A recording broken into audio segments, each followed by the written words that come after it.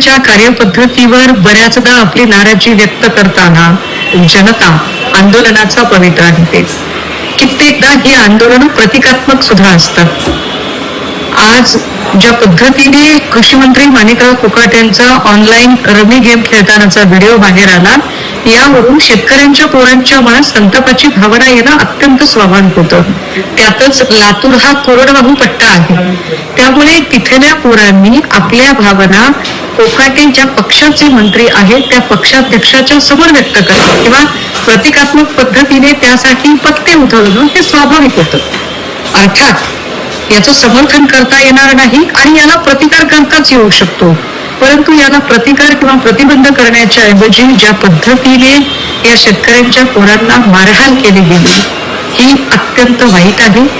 त्याहीपेक्षा वाईट हे आहे की मारहाण करणारे पदाधिकारी होय आम्ही केली मारहाण हे तोंड वर करून जेव्हा सांगतात आणि त्याचं समर्थन करतात, तेव्हा महाराष्ट्रात एक चुकीची प्रथा पडत चालली आहे का असं वाटत जातं. कारण नितेश राणे, संजय गायकवाड, संजय शिरसाट, पडळकर अशा कितीतरी घटना, या प्रत्येक घटनेतला माणूस मारहाणीनंतर सांगतो की होय आम्ही असं केलं. याचा अर्थ आम्ही सत्तेत आहोत, सत्तेचा उन्माद आहे आणि आम्ही काहीही केलेलं चालून जाऊ शकतं अशी जी चुकीची प्रथा पडते. देवेंद्रजी हे आपल्या कारकिर्दीला गालबोट लावणारं आहे, याचा आता तरी आपण विचार करा.